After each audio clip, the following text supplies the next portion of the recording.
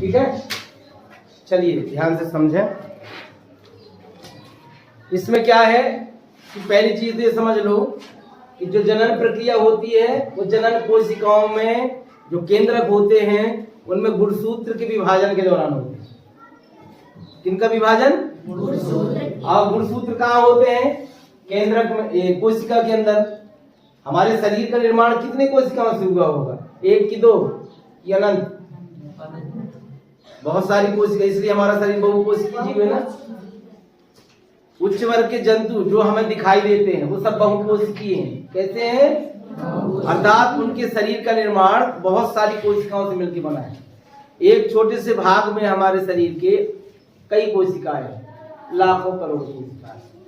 तो एक कोशिका के केंद्रक में, केंद्रक के अंदर क्या होते हैं? गुणसूत्र होते हैं।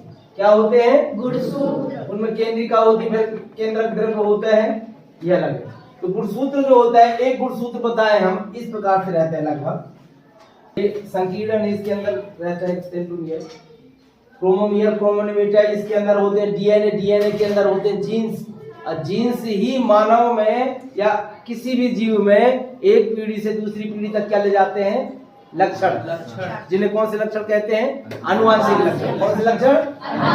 तो आनुवांशिक लक्षणों का संचरण यहीं पर जो डीएनए के अंदर जीन्स होते हैं वो करते हैं।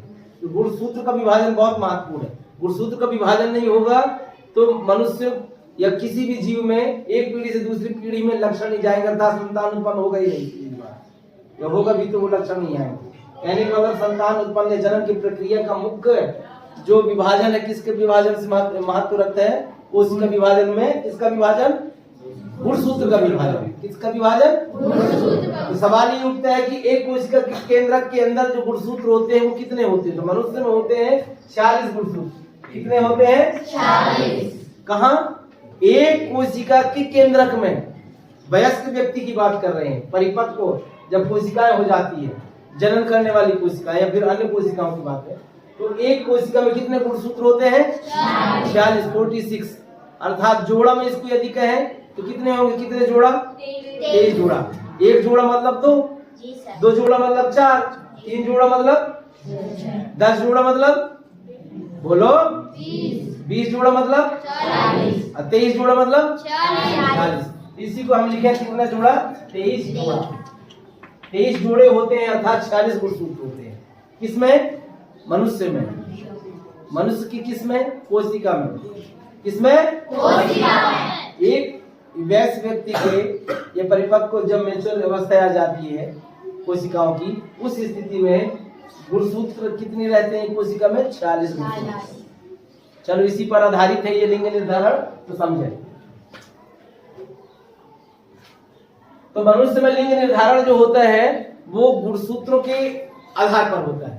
तो मनुष्य और पिता तो दोनों के लक्षण जाते हैं संतानों में, है ना। तो गुणसूत्र भी दोनों से अलग अलग होंगे। कैसे होंगे? पिता माता दोनों को लेते हैं।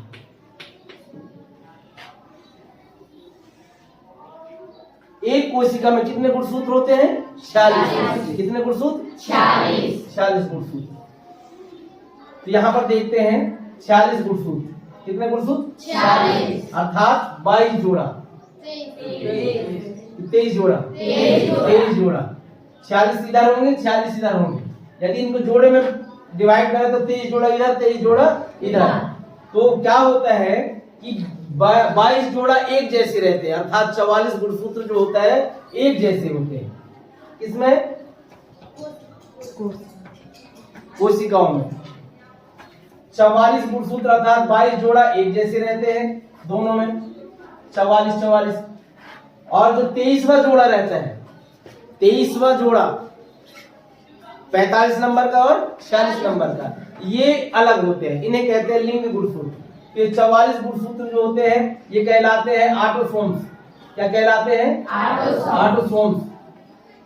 क्रोमोसोम मतलब गुणसूत्र, ऑटोसोम मतलब होता है, इन्हें बोलते हैं दैहिक गुणसूत्र, कायिक गुणसूत्र। हिंदी में बोलते हैं कायिक गुणसूत्र। अर्थात शरीर का निर्माण जो होता है ये 44 गुणसूत्र 22 जोड़ा जो होते हैं शरीर के सभी अंगों का विकास करते हैं, हाथ, मुंह, नाक, कान, सब पूरा शरीर का विकास उसके लिए उत्तरदायी रहते हैं। 23वां जोड़ा जो रहता है, अर्थात 44 नंबर का गुणसूत्र, 45 नंबर का गुणसूत्र और 46 नंबर का गुणसूत्र। तो 45 नंबर का गुणसूत्र इन्हीं के समान होता है, इनसे दोनों भिन्न रहते हैं ये, पर ये जो होता है लगभग समान आकार का होता है, इसे x से दर्शाते हैं, और एक छोटा होता है जिसे y से दर्शाते हैं।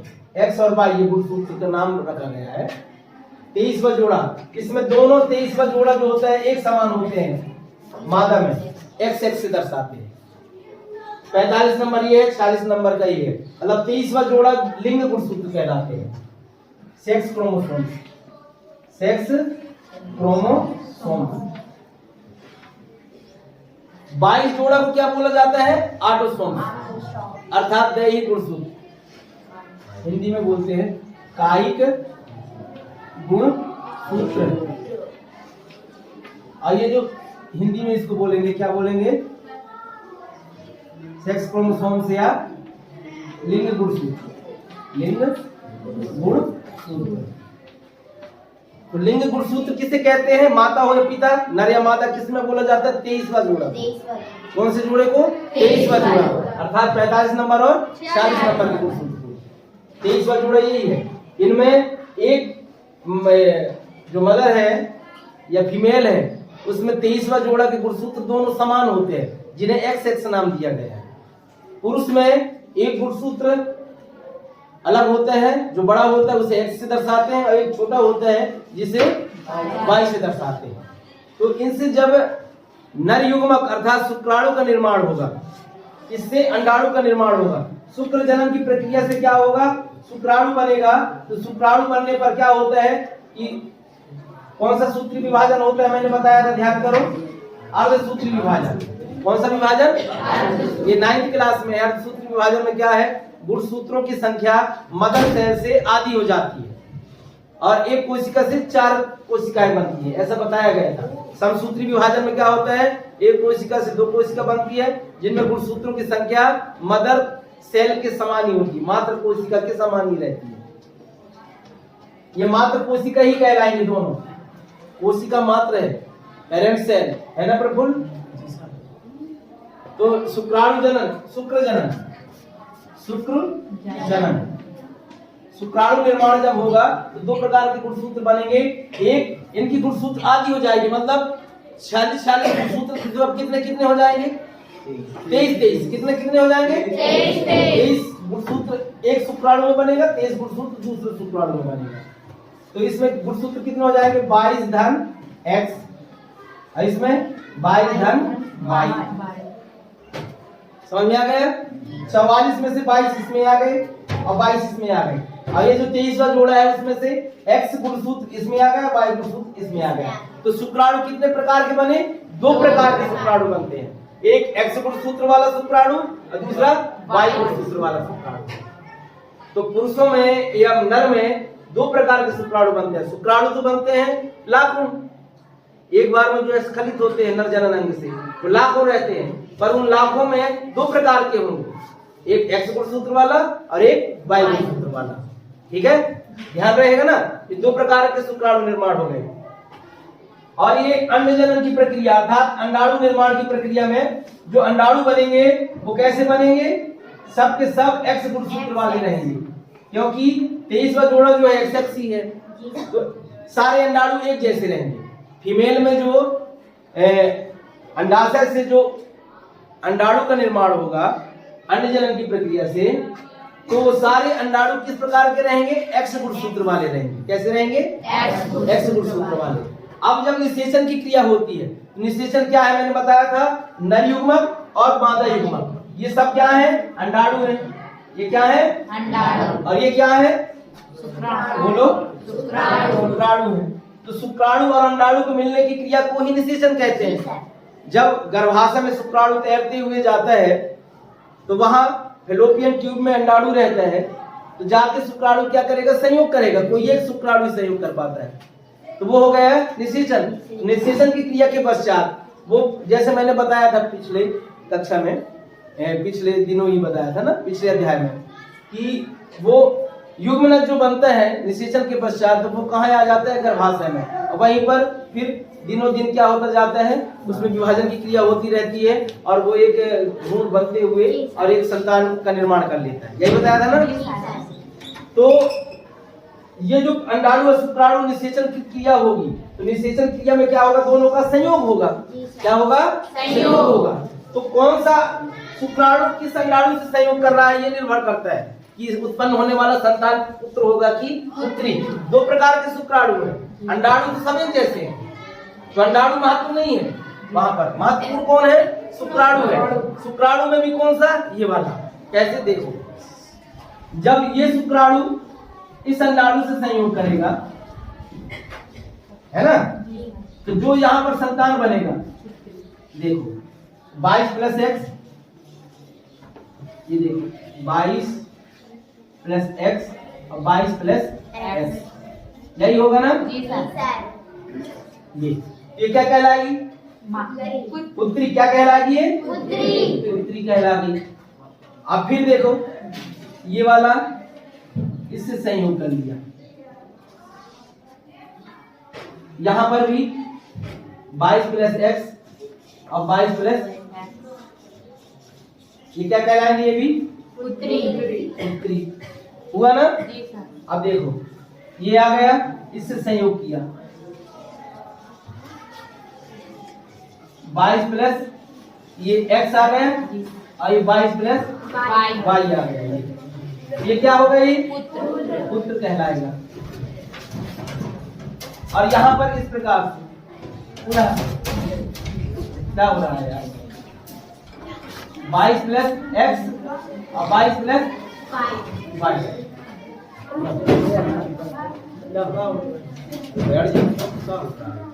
रात क्या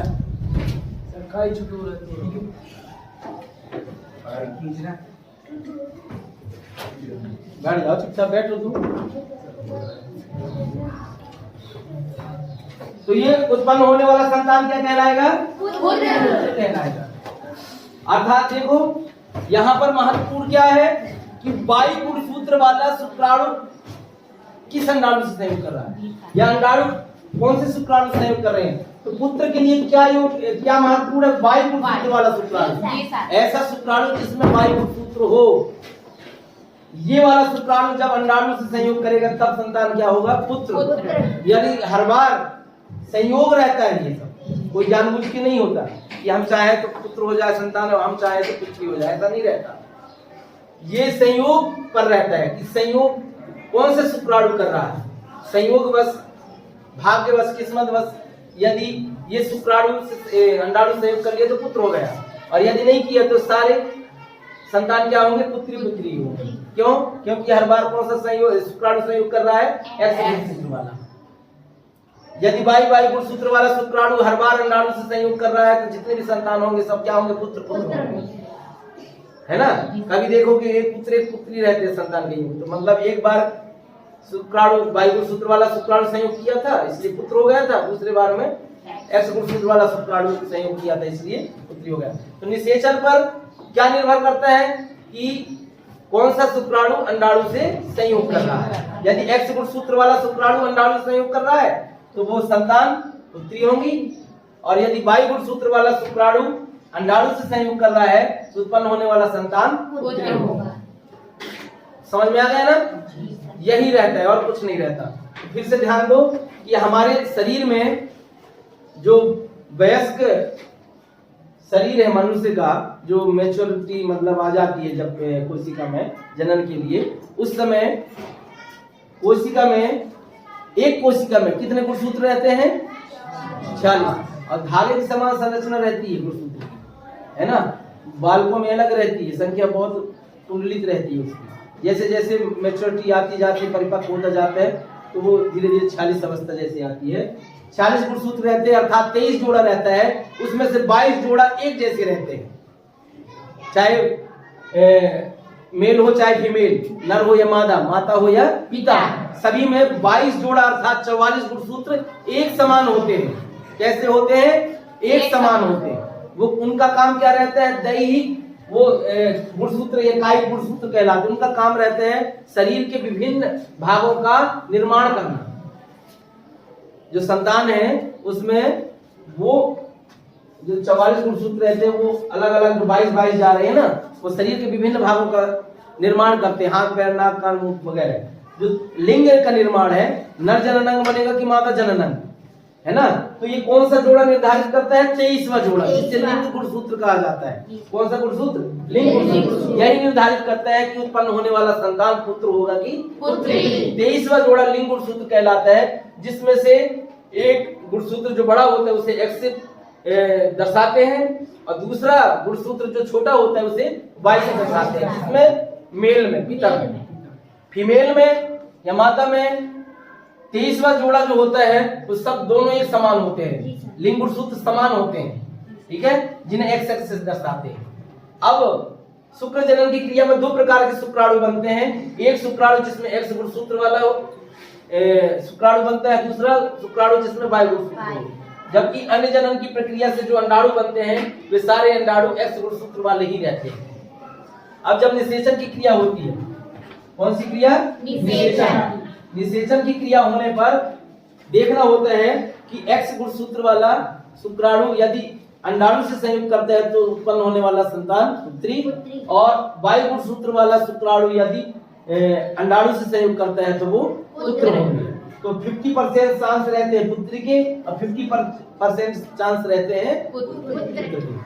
मतलब आधा आधा चांस रहता है, अवसर रहता है लगभग। इस संयोग की बात है कि कौन सा संयोग कर रहा है शुक्राणु, ठीक है, बस हो गया, ठीक है, बस यही है। तो इसको विशेष रूप से ध्यान रखना। ये आता है, कई बार आता है, 3 नंबर का 4 नंबर का जो भी हो, नहीं भी आता तो ये नॉलेज के लिए बहुत जरूरी है अपने लिए कि उत्पन्न होने वाला संतान पुत्र होगा पुत्री कैसे निर्धारित होता है। इस प्रकार से, इसे चाहो तो नोट कर लो, है ना।